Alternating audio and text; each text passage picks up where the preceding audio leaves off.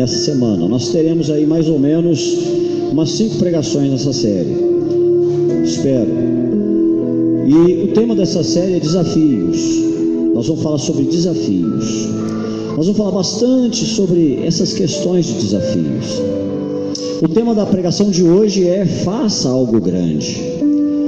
E nós vamos conversar bastante sobre isso, sobre esse chamamento de Deus para fazermos algo grande com a nossa vida. É opcional, não é opcional? Por que devemos fazer? Por que não devemos fazer? Nós vamos conversar sobre isso. Faça algo grande.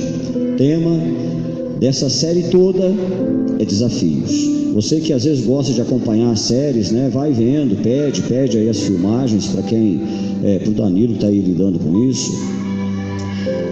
Essa semana a gente está aí acompanhando essas movimentações todas, e hoje teve aí movimentação política no país todo. E eu vi uma declaração do presidente essa semana que ele falava assim: olha, eu já conhecia os problemas e ainda assim eu resolvi enfrentar os desafios. E eu parei muito para pensar sobre aquilo. E quando eu ouvi sobre alguém que disse que conhecia os problemas e ainda assim resolveu enfrentar esses desafios, isso começou a mexer, e Deus começou a trazer essa palavra para a nossa vida, sobre o desafio de Deus para fazermos algo grande, para sairmos da mesmice e fazermos algo grande na nossa vida. O desafio para que nós possamos ser usados por Deus, instrumentos de Deus, bênçãos de Deus. Tudo que Deus fez grande. Tudo que Deus fez com um grande esquema. Deus não fez coisas para serem pequenas, e quando eu falo pequenas, não é no tamanho, eu falo na complexidade. Deus fez coisas para que essas coisas sejam grandes. E quando a gente para olhar essas coisas, nós começamos com coisas pequenininhas que têm um enorme potencial. O meu retorno pode deixar um pouquinho mais alto, Diego, né? Porque senão eu grito aqui um pouquinho e aí vai assustar a criança que está aqui na frente. Por exemplo, a gente olha para a natureza, e quando nós olhamos um espermatozoide minúsculo se encontrando com um óvulo minúsculo, gera um ser que dali a alguns anos tem quilos e mais quilos de peso. Quando nós olhamos para a natureza, nós encontramos uma árvore, e essa árvore começa numa sementinha, e está ali, aquela semente cai, dali a pouco ela brota, ela germina, ela cresce, se torna um tronco maciço, frondoso, enorme, vistoso. Até mesmo uma única célula vai se multiplicando milhares e milhares de vezes. Ser pequenino é ponto de partida na ótica de Deus. Ser pequenino é começo na ótica de Deus. As coisas que a gente olha, a gente fala: gente, isso aqui é pequenino, é pequenininho demais. Isso é ponto de partida, não pode se tornar mentalidade. Não pode ser a nossa mentalidade sermos pequeninos. Não fomos criados para isso. Não fomos criados para pensar pequeno. Não fomos criados para sermos pequeninos. Fomos sendo contaminados, e aí Deus agora vai tratar com essa série de questões que vem muito. Nós às vezes olhamos e achamos que essa mentalidade de sermos pequenos vai governando a nossa cabeça, a nossa vida, e muitas pessoas nascem, crescem e vão cultivando essa mentalidade de coisas pequenas, vão cultivando essa mentalidade de pequenininhos, de infrutíferos, de menores. E se não formos cautelosos, daqui a 20 anos você ainda vai estar pensando que tudo bem ser pequeno, não tem problema, tudo bem não ser grande, tudo bem não ser excelente. Afinal de contas, todo mundo é assim. Pessoas são pequenas. Nem todo mundo faz coisas grandes, vistosas, excelentes. Tudo bem estar dentro da média, dentro do padrão da média. E aí você vai continuar esperando pela realização de um sonho pequenino. Você vai continuar lutando na tua vida para realizar um sonho pequeno, porque você pensa pequeno. E a ordem natural de Deus não é que as coisas continuem pequenas, é que as coisas cresçam, desenvolvam, atinjam padrões de excelência.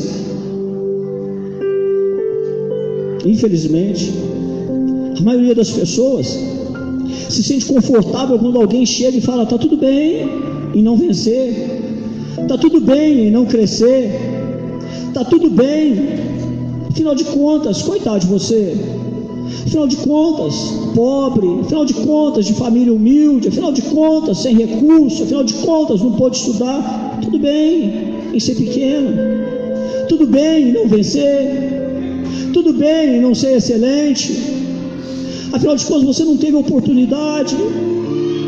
E hoje Deus, ao trazer essa palavra, Deus me pediu para desafiar você, para fazer algo grande.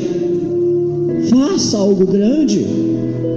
Olhe para a sua vida e coloque como meta da sua vida fazer algo grande. Você pode dizer: pastor, essa pregação não tem nada a ver comigo, eu não penso grande, eu não penso em fazer coisas grandes. Talvez as coisas na sua vida estejam tão fora do lugar, tão bagunçadas, que às vezes parece que não tem espaço para pensar em grandeza, não tem espaço para pensar em excelência, não tem espaço para pensar em coisas grandes que Deus quer operar. E esse é o seu desafio, e cada um de nós é desafiado por alguma coisa nessa vida. Há uma velha história, que eu não sei se é verdade, sobre um dos presidentes dos Estados Unidos, sobre Lincoln.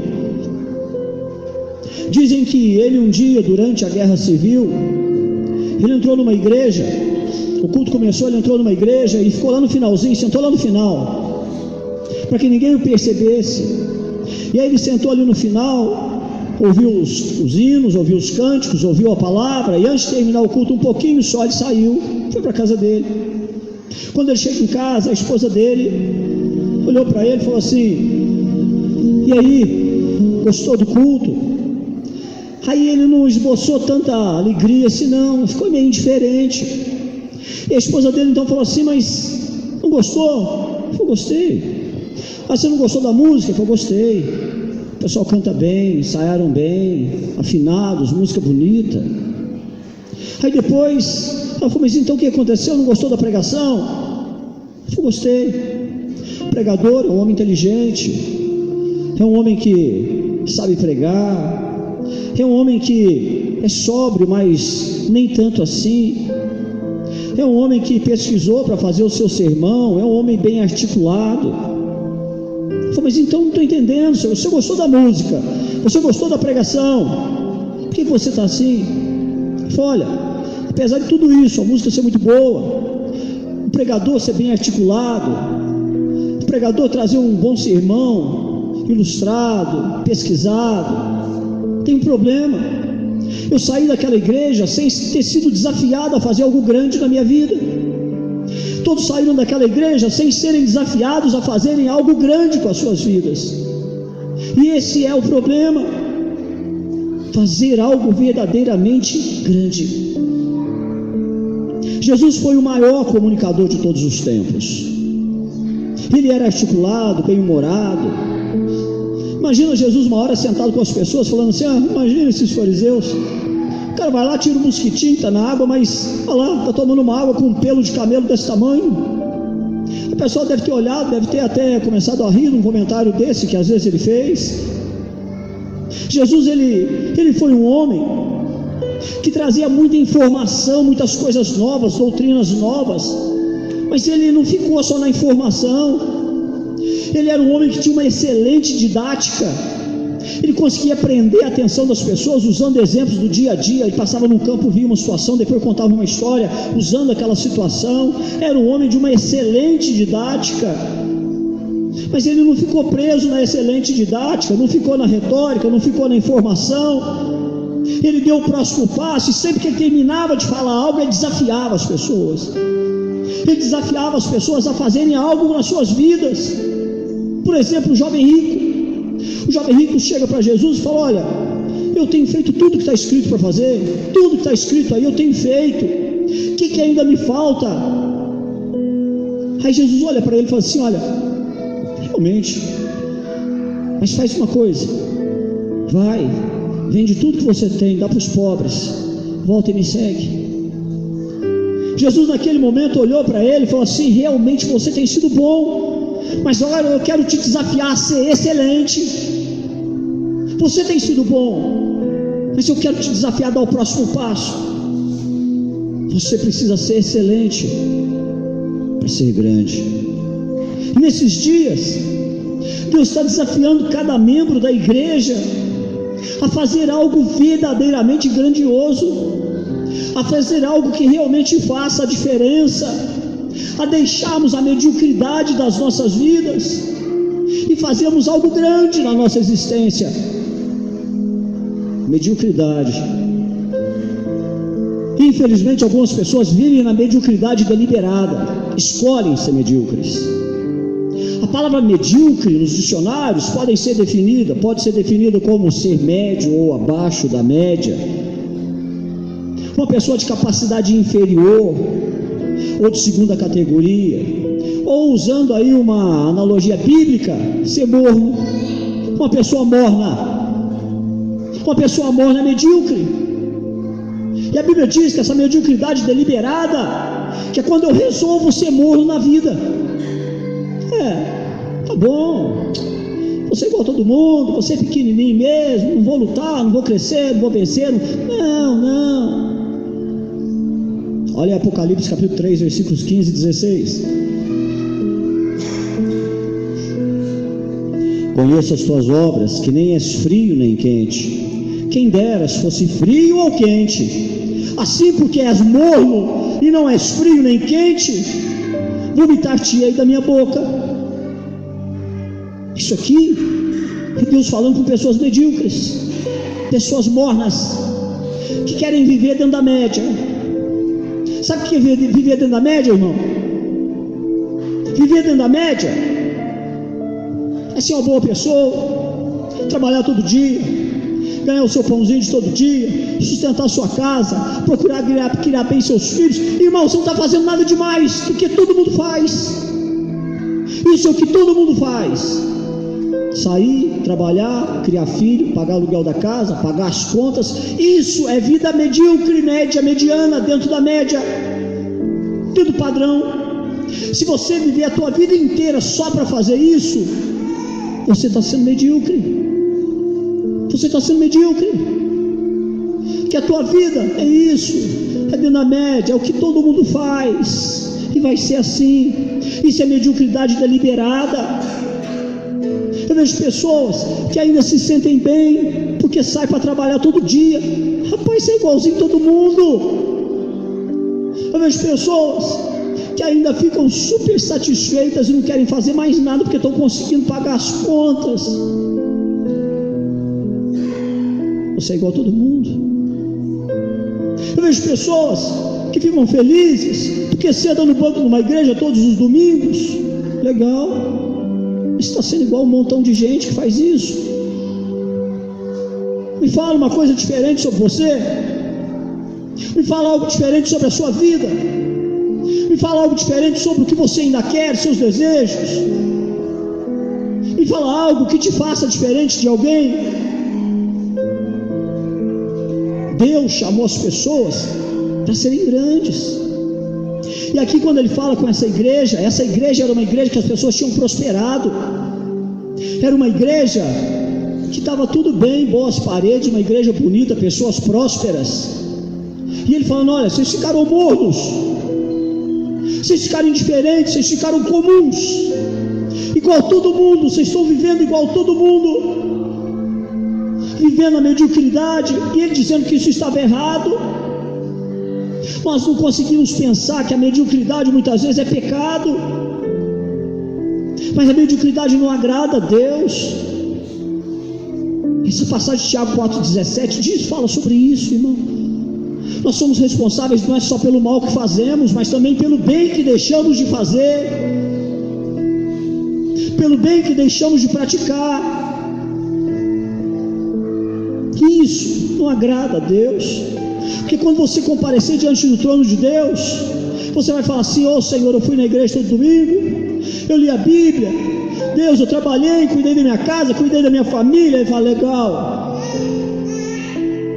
E o bem que eu queria que você tivesse feito, pus no teu coração e você não fez. E o potencial que eu te dei para fazer o bem, para fazer a diferença naquele mundo, você não fez. Isso não quer dizer transformar o mundo inteiro, não. Isso quer dizer transformar o mundo à tua volta. E você não fez. Você foi bonzinho, bom marido, bom filho, frequentou igrejas, assíduo aos cultos, leu a Bíblia. E o bem que você não fez? Por que você não fez? O que te faltou para fazer? Mas não fizemos. Viver a sua vida medíocre, na mediocridade, se contentando com algo menor, quando você poderia ter caminhado mais. Pecado. É pecado.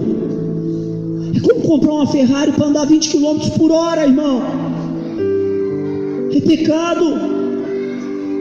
Quantas pessoas hoje se contentam com uma vida mediana, quando Deus a chamou para mais, deu potencial para mais, deu talentos para mais, tanto talentos naturais quanto talentos adquiridos, capacidades adquiridas. Levanta a mão aqui quem tem curso superior, levanta a mão.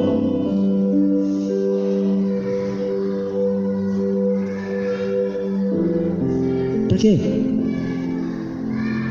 Para quê? Para ganhar vida igual todo mundo? Para cuidar da tua família? Somente isso, igual todo mundo? Foi para isso que Deus te deu um curso superior? Para pensar só em você, só na tua esposa, só nos teus filhos e nada mais?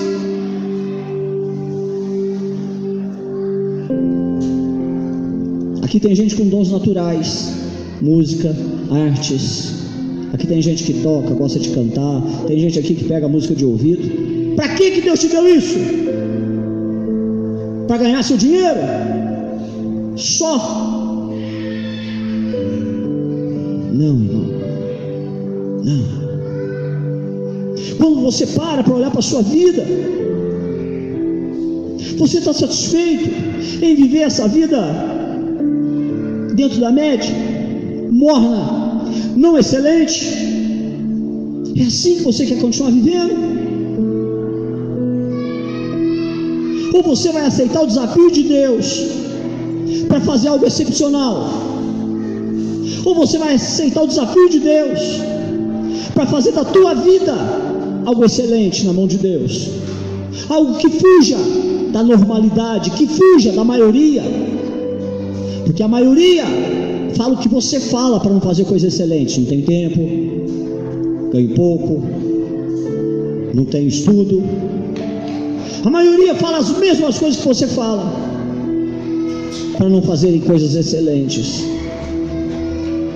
A mediocridade é inimiga da excelência, é inimiga da grandeza. Quando nos acomodamos e nos contentamos com a mediocridade, nós não somos motivados mais pela grandeza, pela vontade de fazer coisas excelentes com a nossa vida. E olha, eu falei fazer coisas excelentes com a nossa vida, não é para a nossa vida. E não somos mais movidos por isso. E se você não progredir, você vai diminuir. Sabe aquela historinha de um sujeito que compra um carro? O carro começa a dar muita despesa, e ele fala assim: eu vou encostar esse carro aí por 6 meses, porque eu não aguento mais bancar esse carro. E aí ele para o carro na garagem e deixa lá, achando que por 6 meses esse carro não vai dar mais despesa para ele. Vai apodrecer pneu, bomba vai embora, motor vai começar a ter problema, porque ele achou que parando aquele carro ele teria menos despesa. E nós somos assim. Se você para, você diminui. Quando você para, você se torna crítico de quem está trabalhando. Toda vez que você para, porque quem trabalha não tem tempo para vigiar o trabalho dos outros.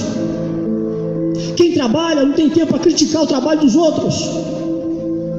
Toda vez que a gente começa a ficar muito crítico, é porque nós estamos parados. A gente está crítico porque nós não estamos buscando a vida de excelência que Deus nos pediu. Envolvendo pessoas, diminuindo, regredindo, já ficando abaixo de mornas. Vai ficar aí, indo no culto 15, 20 anos, Só que Deus te colocou numa igreja que tem um pastor enjoado, que não vai te deixar, não vou te dar sossego, porque há 20 anos Deus não me dá sossego, porque o evangelho que Deus me ensina a pregar é um evangelho que tem obras, é um evangelho que precisa ser acompanhado de obras. Se você quer sapatear, quer ser de fogo, quer pegar fogo, quer incendiar, fica à vontade, incendeia, mas tenha obras. Se Deus te chamar hoje, quais são tuas obras? Porque são as suas obras que testificam da sua fé. Quando você chegar diante do Senhor, você vai falar: olha, eu aceitei Jesus. Aí ele fala assim: obras, entra, testifica da fé dele. É assim, irmão. As obras não nos salvam, mas testificam da nossa fé. O que testifica da sua fé hoje, irmão?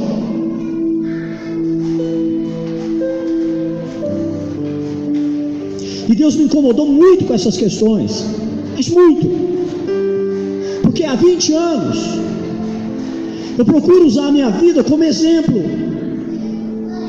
Aqui tem pessoas mais antigas que se lembram, pessoas que estiveram aqui no começo da igreja. O pastor tinha um carro, aí o pastor pegou esse carro, trocou por uma Kombi para carregar as pessoas para a igreja. Aí depois essa Kombi caiu num precipício ali no Centenário, aí fiquei sem o carro. Aí veio outra Kombi, aí a outra Kombi que era da igreja, a gente saía e pegava os bêbados lá na pracinha do Barcelona, na pracinha da Santa Cruz, levava para a igreja, dava banho, cortava cabelo, fazia almoço. Tinha que ir no supermercado pegar as verduras que eles estavam tirando da banca. E isso, irmão, não é para a minha vida. Isso é porque eu tinha a firme esperança de que eu estava deixando uma semente plantada, de que esse seria o modelo de igreja que você quer, de que esse seria o modelo de igreja que você continuaria. Aí o pastor para todo mundo. Aí para fazer uma coisa tem que pedir, para fazer outra tem que puxar para frente. E é por me incomodar assim, irmão, que agora eu resolvi puxar outra vez para frente algumas questões. Uma delas é esse projeto aí. Nós estamos inseridos numa comunidade e eu não aceito uma igreja que está num bairro e não abençoa em nada aquele bairro onde está. Com tanta gente aqui com curso superior, com um bando de jovens que pode estar dando aula de reforço, com gente que pode estar ensinando artesanato. Pastor, não sei fazer nada, eu só sei cozinhar. Vem dar curso de culinária. Pastor, não sei fazer nada, eu sou advogado. Vem dar orientação jurídica de graça.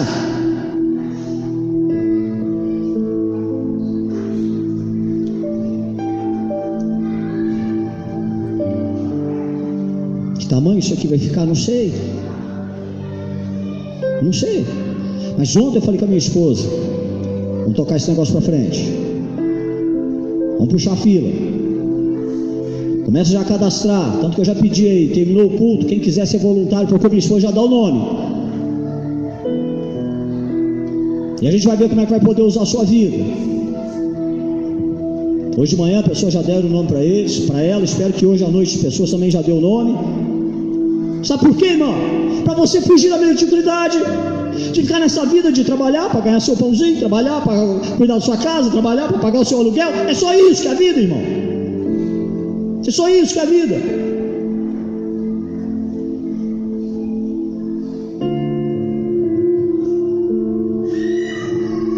Isso é tão tremendo que aqui também tem pessoas que lembram do projeto que a gente tinha lá no Corsete, que Deus usou uma menininha de 9 ou 10 anos, porque lá a gente dava um reforço escolar, e enquanto as mães estavam esperando, elas ficavam pintando pano de prato.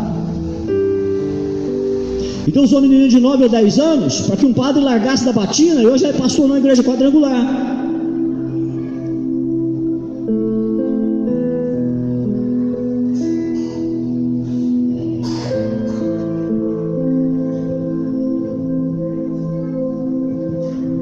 Essa igreja não foi chamada para ficar do jeito que está.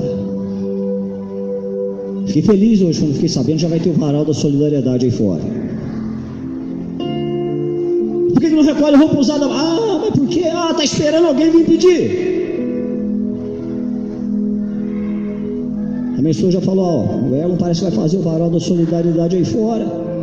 Pode trazer blusa atrás, o que tiver que colocar, já põe lá. Algum tempo atrás, nas reuniões, eu falava, gente, por que não começa logo? Aguardar já, fazer aí a questão das roupinhas de bebê.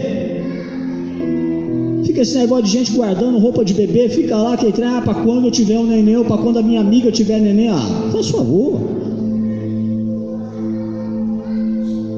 Monta logo um lugar aí, para quando chegar uma mulher que está grávida, chega, a gente já fala, vai lá, vê lá, tem um monte de roupinha de bebê, vai lá, escolhe lá, pega lá de graça, vai lá, tá limpinho, perfumado, arrumadinho, vai lá.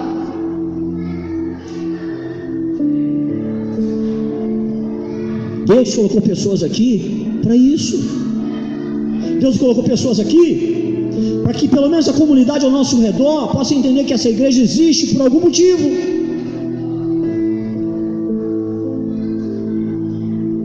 Pastor, não sei fazer nada, só sei tocar violão. Vem dar aula.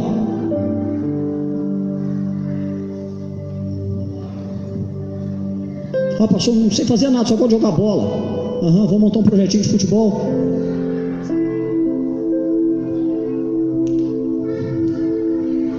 Desafio. Mediocridade é inimiga de excelência. Não dá para continuar vivendo essa religião morna. E é por isso que fica esse bando de gente trocando de igreja em igreja, achando que alguma coisa vai mudar. Isso é resultado de mediocridade. Nós não fomos chamados para ser medíocres. Nós não fomos chamados para ser simplesmente frequentador de igreja. Nós somos chamados para fazer algo excelente com a nossa vida. Algo maravilhoso com a nossa vida. Deus nos deu muitos personagens na Bíblia como exemplo disso. Cada um deles se tornou grande, aceitando o desafio de Deus fazer algo excepcional. Noé trabalhou 120 anos fazer um navio no lugar que ele falou que ia chover, e não chovia lá. Por 120 anos zombaram da cara daquele homem, ele fazendo uma arca. Abraão, com 75 anos de idade, Deus fala para ele, sai da tua terra, sai da tua parentela, vai para um lugar que eu vou te mostrar ainda.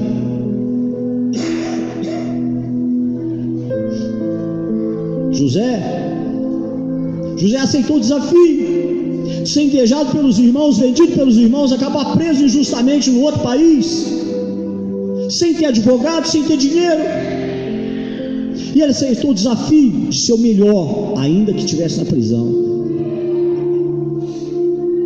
Esther, uma mocinha, aceitou o desafio de se tornar a esposa, uma das esposas do rei, correndo o risco da própria vida, para um dia pedir um favor para o rei, para libertar o seu povo.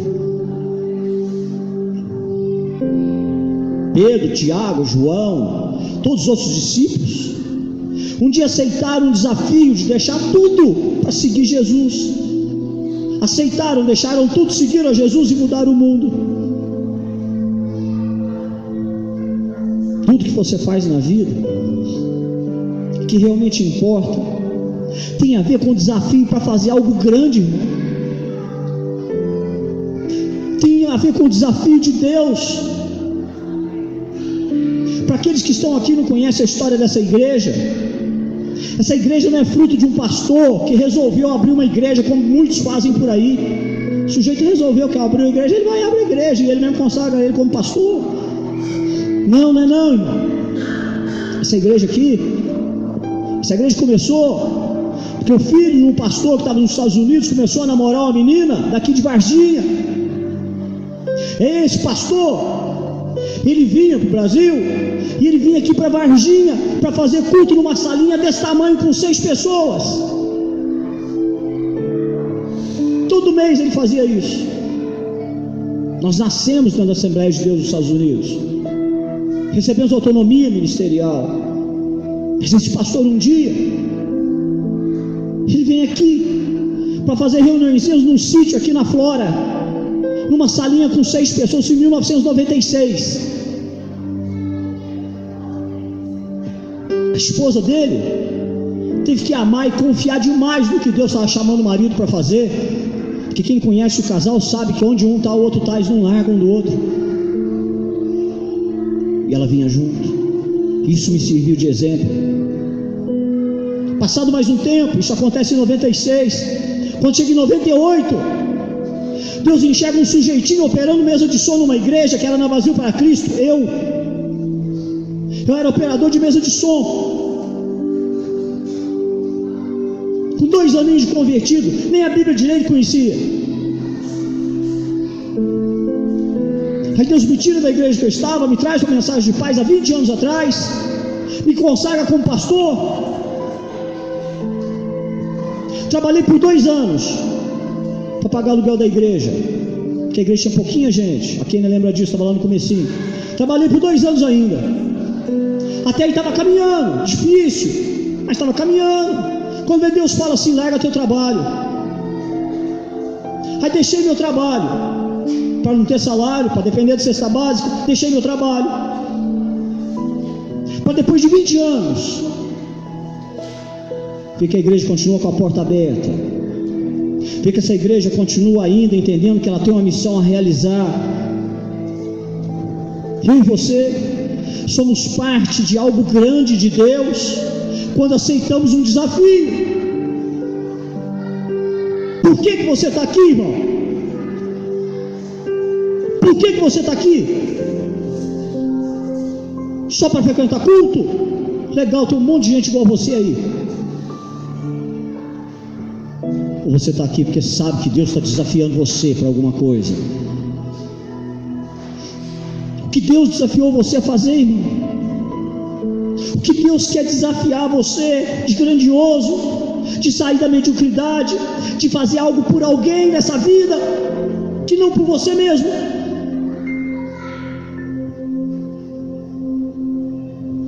Tem gente aí que vive só para si. Ai, pastor, eu vivo para mim e para minha família. É só isso a vida? É viver para você e para sua família?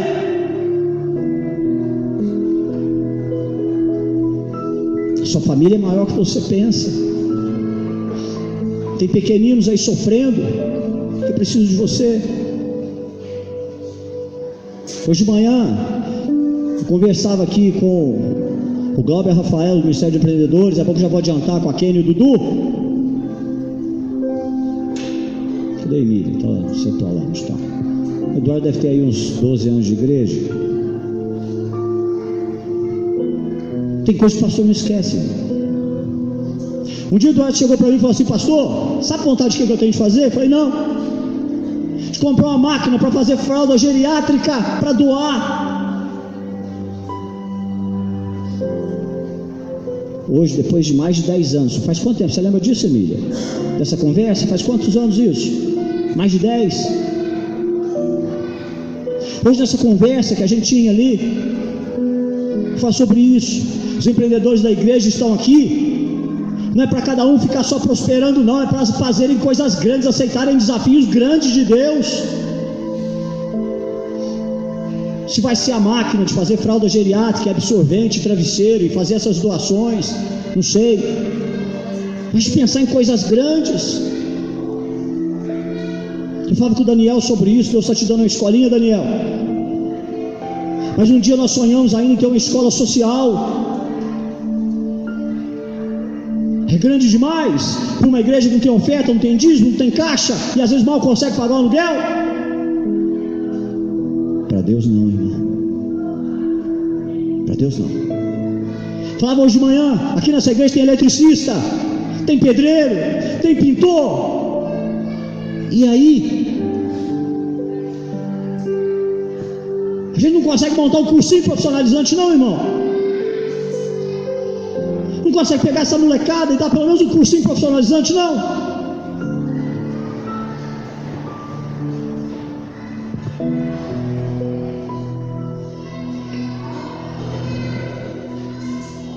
Nós temos um desafio, irmão. Hoje eu falo sobre isso. Às vezes a gente olha desespero porque a gente mal consegue pintar uma parede. A gente está numa luta para tentar pintar a parte de fora da igreja, para que aí a gente possa colocar aviso. Hoje tem Kung Fu, hoje tem reforço escolar, hoje tem aula de pintura, hoje tem atendimento psicopedagógico, daqui a pouco hoje tem atendimento psicológico.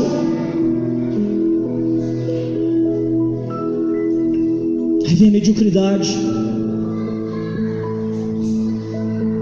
com essa riqueza que nós temos aqui dentro, mas que precisa voltar a pensar grande, que precisa voltar a pensar grande.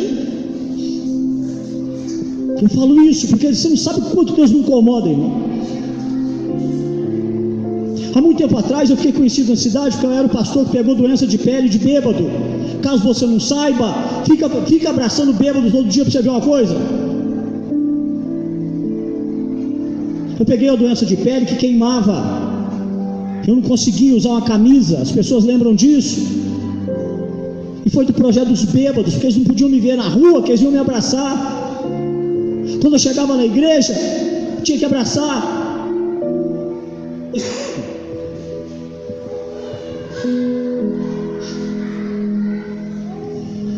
Sabe por quê, irmão? Eu não deixei as faculdades à toa, não deixei meu trabalho à toa, não deixei carreira em serviço público à toa. Deus me deu um desafio bem maior do que ter aquele salário. Deus me deu um desafio muito maior nesses 20 anos,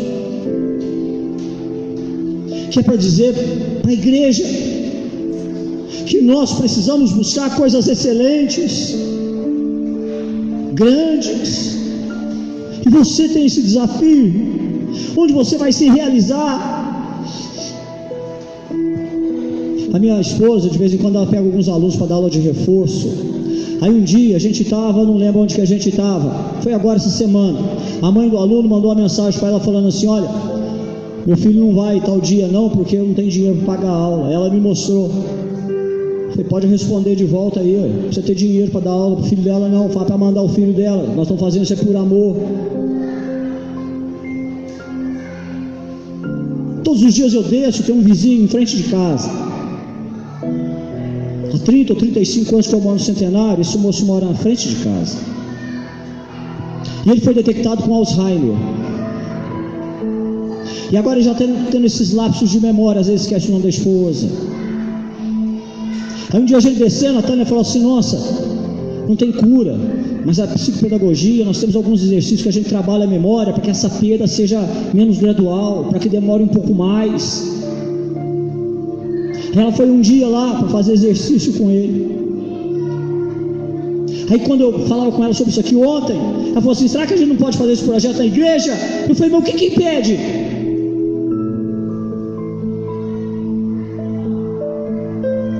O que impede, irmão? Tem aqui os irmãos que moram aqui no bairro, fazer um papelzinho, pedir para distribuírem, falando que tem um projeto na igreja, quem estiver interessado só vir aqui, a gente vai estar atendendo. Dizer que, mas tem alguém que às vezes vai ter que ficar aqui um dia inteiro.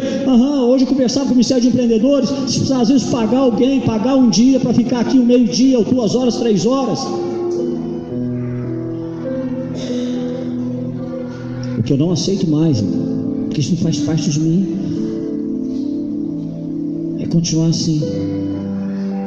Eu poderia simplesmente sair, vir para cá, pregar sermões abençoados, palavras abençoadas, fazer orações poderosas de cura, como isso já fizemos há muito tempo. Eu já passei dessa fase, irmão. Ou a igreja vai impactar a comunidade onde está inserida, ela vai fazer a diferença onde ela está, ela não precisa estar, irmão.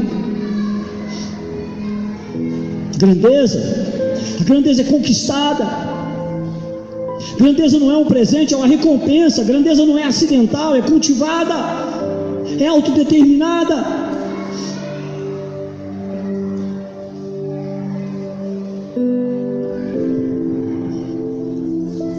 A semana que a Fabiane ficou aqui interpretando em Libras aqui a pregação para o irmão dela, que é surdo, todo mundo ficou olhando para a Fabiane. A Fabiane que fez o culto, eu fiquei aqui pregando, todo mundo ficou olhando para ela. Sabe por quê, irmão? Toda vez que a gente olha isso, a gente fala: olha alguém fazendo algo grande, olha alguém fazendo coisa grande.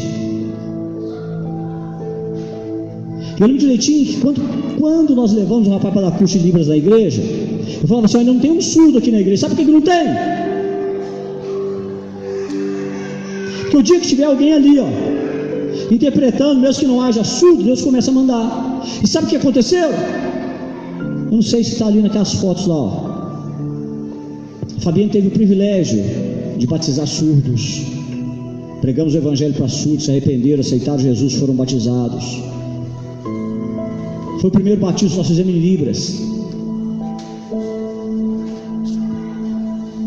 As pessoas não entendem que existem coisas de Deus que não são momentâneas, não são acidentais, elas são para serem cultivadas, continuadas.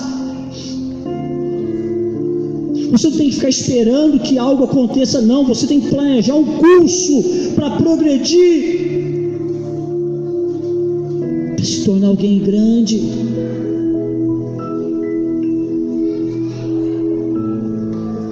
Vamos falar rapidinho sobre 4 princípios que ajudarão você a traçar um curso para fazer coisas grandes na sua vida. O primeiro deles: deixa a mediocridade de lado e tenta, por favor. Nada vai mudar na tua vida até você tomar a decisão de sair da zona de conforto de onde você está.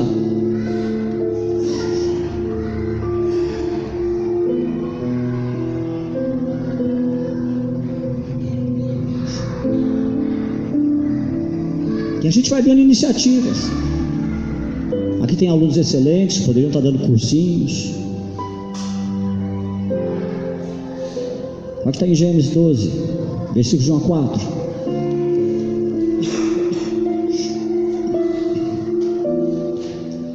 Então o Senhor disse a Abraão: sai da sua terra, do meio dos seus parentes, da casa de seu pai, vá para a terra que eu lhe mostrarei. Farei de você um grande povo e o abençoarei. Tornarei famoso o seu nome, e você será uma bênção. Abençoarei os que o abençoarem, e amaldiçoarei os que o amaldiçoarem. E por meio de você todos os povos da terra serão abençoados. Partiu Abraão como lhe ordenara o Senhor, e Ló foi com ele. Abraão tinha 75 anos quando saiu de Arã. O que você teria feito com 75 anos e Deus falando para você: larga tudo? Você ouviria a voz de Deus? Se Deus falasse para você com 75 anos: larga tudo que você conquistou até hoje. Abraão estava bem tranquilo junto com seus parentes, eram artesãos, sua família era uma família de artesãos, estavam muito bem, não tinha problema nenhum, viviam tranquilos, e Deus vem e fala: larga tudo. A vida de Abraão era boa, mas era medíocre, igual a de todo mundo, até ele sair de lá. E se ele não tivesse aceitado esse desafio, nós não saberíamos nada sobre ele. Nunca teria experimentado a vida que ele experimentou junto com Deus, de ser chamado amigo de Deus. Talvez seja isso que aconteceu com você. Talvez em algum tempo do momento passado, Deus tenha te chamado para fazer algo grande com a sua vida, em prol de alguém. Talvez em algum momento Deus tenha te chamado para se doar de alguma maneira por alguém ou por alguma coisa. Vou dar exemplo.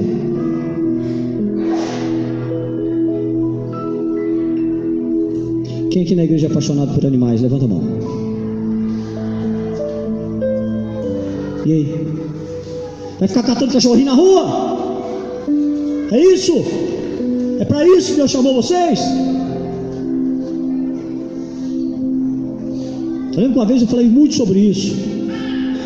Mona Lisa tinha o mesmo sentimento, Rafaela tem o mesmo sentimento, a Joyce tem o mesmo sentimento.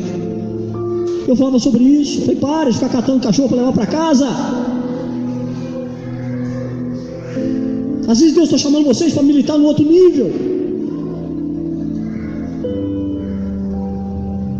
fomentar recursos, apoiar essas entidades, trabalhar em prol de aprovação de projetos de lei, mobilizar comunidades, conscientizar a comunidade. Mas isso é porque a gente não pensa em coisas maiores. O nosso mundo é esse aqui, Nosso mundo é esse aqui. Eu vou recomendar um vídeo para você que é excelente. Eu já passei na igreja uma época. Chama animais seres sencientes. Se quiser anotar, anota aí. Se você não tiver, fala que eu trago para você. Assiste.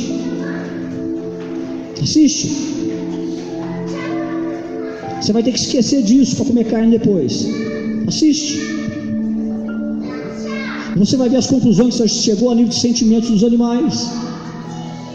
É um vídeo excelente. Aí nós temos Proerd, que tenta conscientizar os jovens de não usar drogas.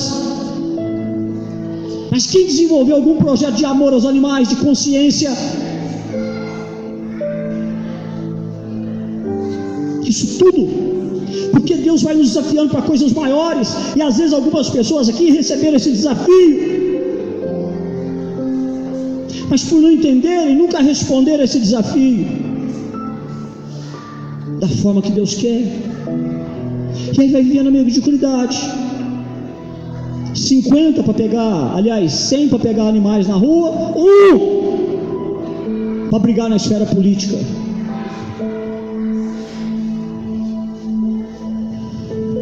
Deus chamou para quê, irmão? Para ficar olhando para trás? Alguém na Bíblia olhou para trás, virou uma estátua de sal, a mulher de Ló.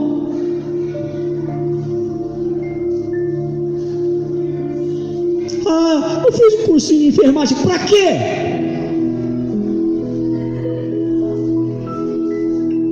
Você sabe quantas pessoas existem precisando de um enfermeiro para ir em casa para trocar curativo?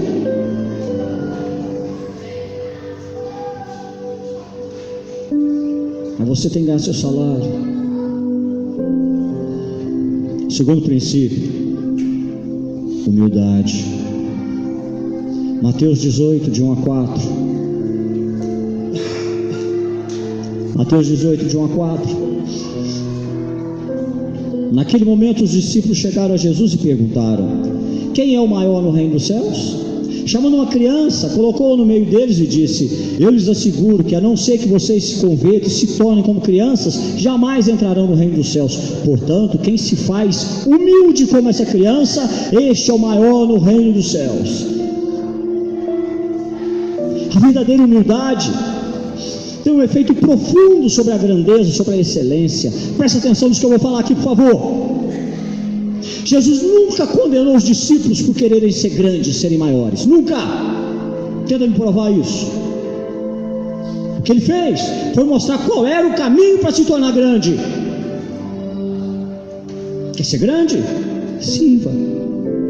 Quer ser o maior? Seja o menor. Ele não condenou ninguém por querer ser grande. Ele só ensinou como chegar lá. Qual é a maneira real. Não repreendeu nenhum dos seus discípulos por quererem serem grandes. Ele lhes deu o caminho, a estratégia de como isso aconteceria, e um dos segredos que ele revelou foi: sejam humildes e vocês serão grandes. Alguns pensam que o cristão não pode desejar grandeza, que cristão tem que permanecer humilde. Não confunda mediocridade com humildade, por favor. As pessoas pensam, por exemplo, que uma celebridade não pode ser humilde, que a celebridade se torna ídolo, quer chamar a atenção, quer ser o centro das atenções. Isso não pode ser de Deus. Mas há um nome que destrói essa teoria, e esse nome é de Jesus Cristo. Alguém já foi mais famoso que Jesus, irmão? Alguém mudou a história do mundo como Jesus mudou? Não. Jesus foi humilde? Foi. Jesus viveu uma vida medíocre? Não. Ele era uma celebridade, mas ele entendeu que humildade e mediocridade não tem nada a ver uma coisa com a outra. Ele tinha os holofotes aonde ele ia milhares de pessoas atrás dele o tempo todo, irmão. Ele era extremamente conhecido, extremamente famoso, mas muito humilde. E muitas pessoas usam essa coisa de ser seguidor de Cristo como desculpa para não tentar fazer coisas grandiosas com a sua própria vida, para não se envolver em projetos, para não se dar por alguma causa. E essa desculpa de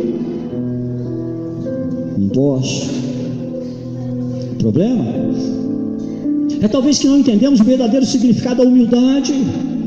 A verdadeira humildade é perceber de onde vem a força de alguém.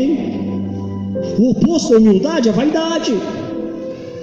Vaidade é você pensar que aquilo que você realizou, as grandes coisas, foram através das suas próprias habilidades, da sua própria força.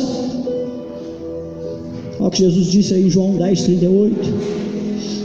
Mas se as realizo, mesmo que não creiam em mim, creiam nas obras, para que possam saber e entender que o Pai está em mim e eu no Pai.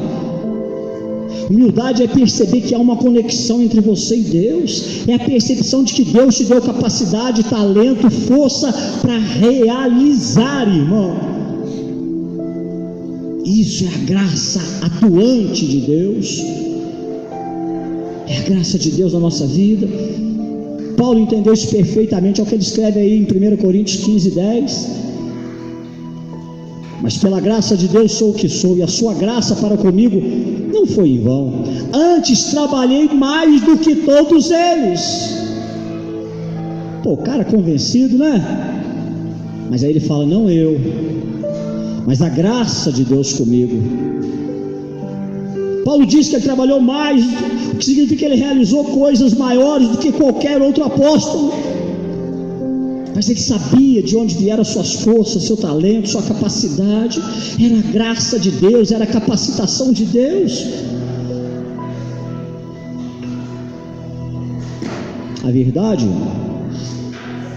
presta atenção, igreja, a verdade é que nós temos sufocado a graça abundante de Deus, nós temos sufocado o poder do Espírito Santo, nós temos reprimido o poder de Deus, não tentando grandes coisas, não se envolvendo em problemas que não são nossos. E aí a graça de Deus vai ficando sem efeito na nossa vida, a menos que a gente vá tentando fazer coisas.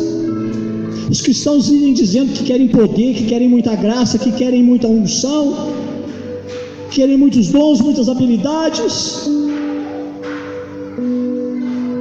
Para quê, irmão? Para fazer o que com tudo isso? Para fazer o que com tudo isso, irmão? Tem gente no hospital que precisa de visita. Quando começou isso na igreja, eu falei assim, para. Porque não é só pastor que tem que visitar doente no hospital, não.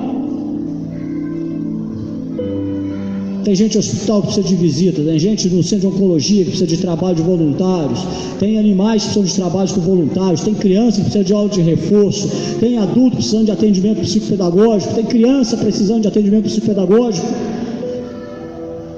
tá assim de gente com problema que precisa de acompanhamento psicológico, tá assim de centro de recuperação para drogados, dependentes químicos, que nem ficar vendendo sacolinha no sinal. Porque ninguém dentro de uma igreja resolve pôr a mão na consciência e fazer uma campanha de arrecadação para ajudar um desses centros de recuperação. Amanhã é um irmão teu que vai precisar de internar lá.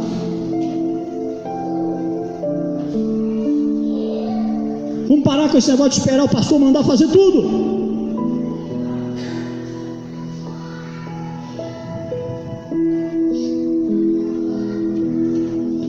De vez em quando a gente tem essa mania de viver de passado. E eu gostava muito de ministrar alguns treinamentos na igreja. Agora já não tem jeito, mas eu ministrei um treinamento uma vez na igreja, e o pessoal tinha que cumprir algumas tarefas, e uma delas, a galera veio aqui para o Sion e ajudou um rapaz a reformar a casa dele, o telhado da casa dele.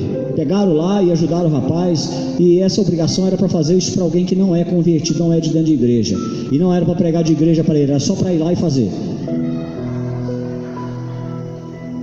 Minha tristeza é que fizeram isso como se fosse um dever de uma aula, de uma escola, e se esqueceram que aquilo era só para ensinar o caminho.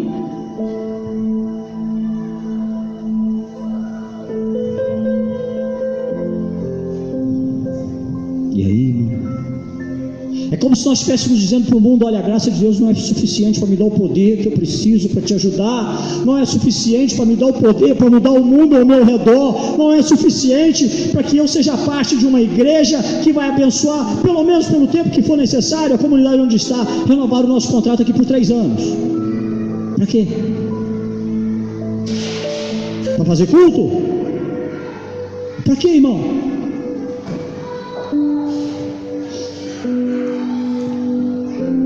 O que você está fazendo com a graça que Deus te deu, irmão? Ficar na internet colocando recadinho para os outros? Pode ficar vigiando a igreja dos outros, por favor. Por mais que eu tenha coisa que eu não concorde com o que os outros estão fazendo, deixa para lá, vai cuidar do seu ministério, da sua vida, do seu trabalho. Vai ser bênção dentro da sua igreja, onde Deus te plantou. Conhecimento eu dei mais que você, um pouquinho mais. Se fosse para ficar apontando coisas que eu não concordo, que não está certo, que não isso, irmão, nós somos chamados para trabalhar enquanto é dia, porque a noite vem, quando a noite chegar ninguém trabalha mais. Nós somos chamados para fazer isso. Tem vezes que eu venho aqui durante o dia, o que fica da molecada aí nesse passeio aí, ó, vocês não tem noção nesse gramado aí, ó, fica assim de moleque, isso me incomoda. Sabe o que me tirou o sossego essa semana? Fui estar com um prédio desse alugado para funcionar sexta e domingo. Funcionar 1 hora, 2 horas, à noite, 1 hora, 2 horas de manhã. Era muito melhor alugar um ginásio, aí vai fazer o culto no ginásio e pronto. Não, irmão. Deus tem planos para a sua vida. Você é muito mais do que isso. Você é muito mais do que ficar preocupado só com você. Há algo dentro de você que Deus colocou capaz de abençoar a vida de alguém, de amar alguém, de se dar por alguém, de se envolver na causa de alguém. Depois, no final do culto, procure minha esposa, por favor, e dê o seu nome.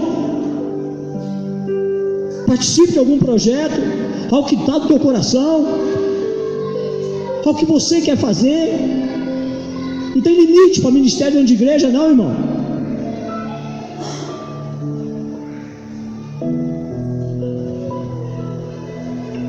Quer que eu te dou exemplos? Olha lá, a Luciana está lá com o bebê dela. Não preciso perguntar, não. Sabe quantas mães dentro de uma igreja que não sabe o que é TDAH? Que acha que é coisa do outro mundo? Tem dificuldade às vezes para admitir isso, porque acha que o filho é um ET? A culpa é nossa, que a gente já poderia estar dando palestras sobre essas questões aqui, orientando, ensinando, e mais sobre as várias síndromes que vêm por aí. Quer um outro exemplo disso? O Eric está com quantos anos? 12.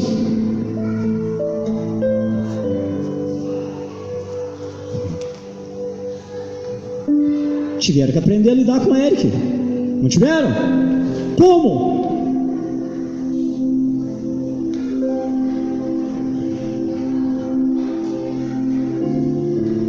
Tem criança apanhando demais sem precisar. Tem criança sendo espancada demais sem precisar. É só tratar. É só descobrir qual é a questão. Eu vou usar o Eric como exemplo, porque eles já são mais próximos de mim e sabem disso. O Eric conversava com ele, era assim. Até hoje ainda é meio assim. Às vezes está aqui no Kung Fu, todo mundo está aqui, o Eric. Vamos, Eric. É?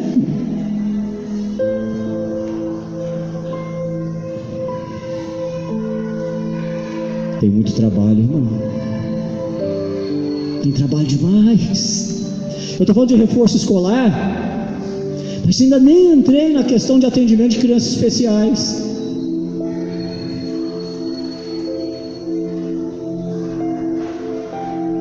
Como ensinar? Como fazer? Não, criança especial tem que ficar na sala com todas as crianças comuns, tem que ser tudo igualzinho. Para de balela, não é bem assim a conversa. Não é bem assim que funciona.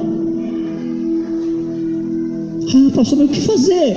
Podemos fazer um trabalho à parte, fazer um trabalho especializado, ajudar um pouco mais? Podemos, irmão.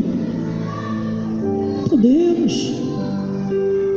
área de orientação, buscar materiais específicos, desenvolver questões e políticas próprias para isso. Terceiro princípio, eficácia, Marcos 3, de 13 a 15. Jesus subiu ao monte e chamou a si aqueles que ele quis, os quais vieram para junto dele. Escolheu 12, designando-os como apóstolos, para que estivessem com ele e os enviasse a pregar e tivessem autoridade para expulsar demônios. Sabe qual critério Jesus usou para escolher os seus seguidores? Seus apóstolos, ou os primeiros discípulos, depois se tornariam apóstolos? Foi habilidade, não. Jesus olhou para eles e Jesus anteviu a efetividade, a eficácia. Jesus sabia que a missão confiada eles levariam até o final. E todos eles, à exceção de um, foram martirizados. O único que não foi martirizado foi João, que foi exilado para a ilha de Patmos. Todos os outros foram martirizados. Levaram a sua missão até o fim, pagando com a própria vida. Por isso Jesus os escolheu, porque Jesus sabia que se confiasse o ministério na mão deles, eles levariam até o final. Toda pessoa de evidência, de proeminência, é uma pessoa eficaz, eficiente, que dá resultado, que vai até o fim.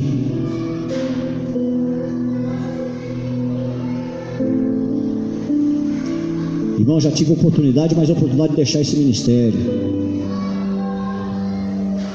Saí daqui de ir para os Estados Unidos, já não foi nenhuma vez, nem duas que me chamaram para ir para lá.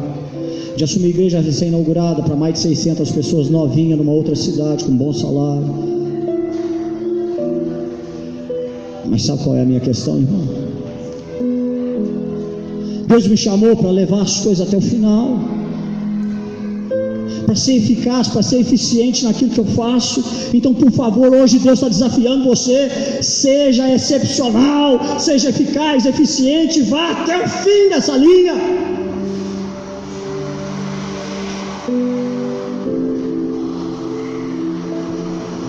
Quarto, para a gente já quase terminar, servir. O que eu mais aprendi nesses 20 anos de ministério foi servir, irmão. Marcos 9, de 33 a 35. Chegaram a Cafarnaum. Quando ele estava em casa, perguntou-lhes: o que vocês estavam discutindo no caminho? Mas eles guardaram silêncio, porque no caminho haviam discutido sobre quem era o maior. Assentando-se, Jesus chamou os 12 e disse: se alguém quiser ser o primeiro, será o último e serve de todos. Mais uma vez, Jesus não recriminou por quererem ser grandes. Ele só ensinou como ser grande.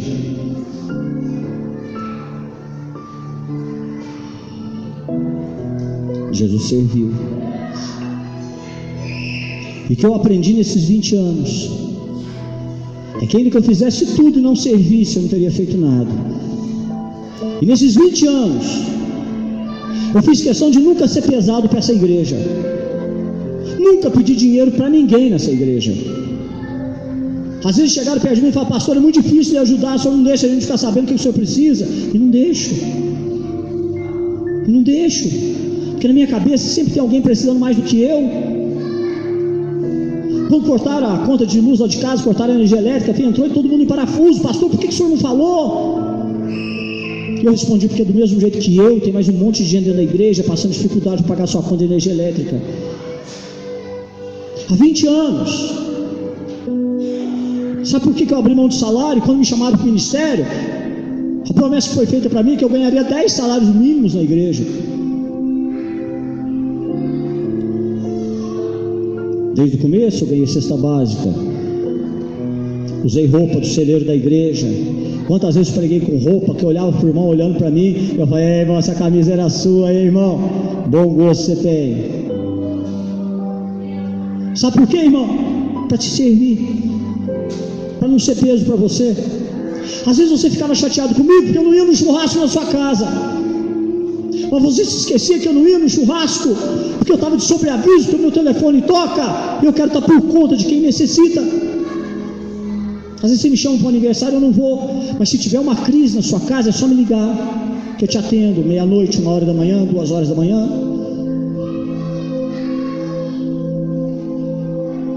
Não sou de sorriso, não sou de abraços, não sou. Já me falaram que ia sair dessa igreja pelo seu pastor carinhoso? Eu também não sou. Mas se precisar de mim, é só ligar. Se precisar de conselho, é só ligar. Se precisar de oração, é só ligar. Isso tudo, irmão, para deixar o exemplo do servir. Porque servir é fazer algo bom para as pessoas. Mas servir significa também ser direto quando se trata do reino de Deus. Jesus serviu quando ele confrontou aquele jovem rico. Jesus serviu quando ele chegou para aquela mulher no poço e confrontou ela com a maneira que ela estava vivendo seus relacionamentos. Jesus serviu os fariseus quando desafiou os fariseus a deixarem de ser raça de víboras. Aqui, nesses 20 anos, irmão, eu tenho que procurar trazer o melhor, o mais sólido. Eu tenho que procurar trazer para você aquilo que tem de melhor, que está ao meu alcance fazer. E ainda me vejo com pessoas discutindo coisinhas.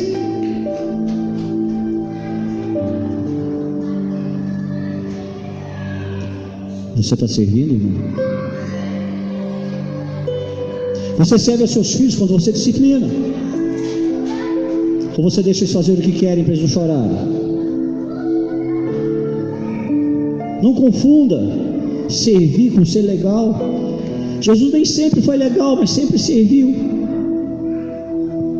Eu não tenho interesse em ser legal, mas em servir. Ser uma pessoa excelente não significa necessariamente riqueza, fama, prestígio, posição. A grandeza, a verdadeira grandeza é um modo de vida, irmão. A grandeza é quem você é, não o que você tem. Hoje de manhã nós oramos por um casal, o pai do Erlo e a mãe do Erlo completaram 49 anos de casamento. Ela me pediu, Paulo, senhor faz uma oração no final do culto, abençoa a nossa vida. Eu falei, faço. São 49 anos que só se completaram porque tomaram uma decisão de viver uma vida grande, superando brigas, superando incompatibilidades, superando às vezes momentos até de violência, superando situações que às vezes nem os filhos sabem, mas tomaram uma decisão de viver uma vida grande. Depois o pai do Helder estava aí também, veio de manhã buscar a Dona Dorinha. Perguntei, e aí, senhor, quantos anos de casamento? Foi 43.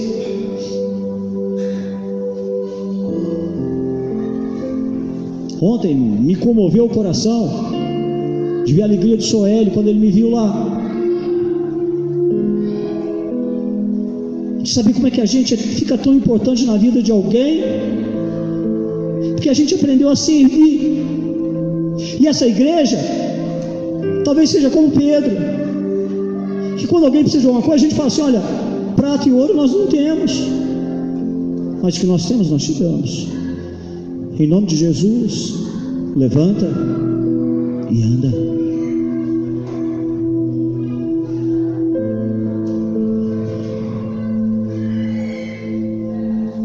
A grandeza, irmão, vem de se recusar a levar uma vida morna, medíocre. Ela vem de responder ao desafio para sair, caminhar no desafio com humildade, sabendo que Deus te deu talentos e habilidades para fazer grandes coisas, que trazem eficácia, eficiência na vida de alguém, e tudo isso para que você possa servir.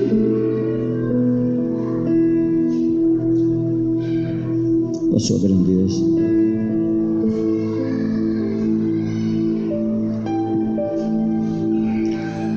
Você vai continuar fazendo com a sua vida? Só isso? É só isso aí que você vai fazer? Ou você de alguma forma vai fazer algo grande?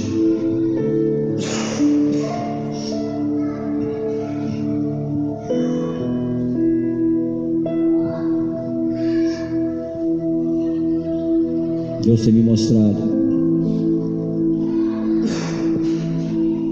para fazer coisas grandes, a gente só precisa confiar nele. Deus tem me mostrado que não se faz coisas grandes só porque tem dinheiro, que não se faz coisas grandes só porque tem recursos materiais. Eu poderia te dar um monte de exemplos aqui. Se essa igreja aqui tivesse o dinheiro que muitas igrejas têm, não vou falar do método que eles usam para ter, ia ter frota de ônibus virando essa cidade para trazer gente para a igreja de graça. Ia ter Kombi para levar a gente em outra cidade, para médico, não ia ficar dependendo de prefeitura.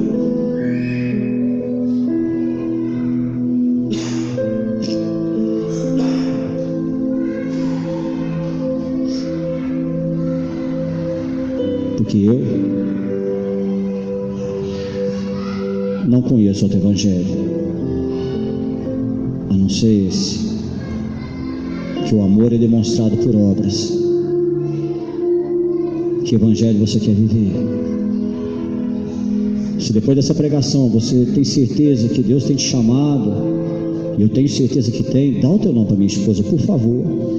Nós precisamos trabalhar em cima desses projetos, nós precisamos trabalhar em cima dessas questões. Eu não vou ficar mais 3 anos aqui só fazendo culto. Eu não vou ficar mais 3 anos aqui só para isso, irmão. Vamos colocar em pé, nós vamos falar com Deus.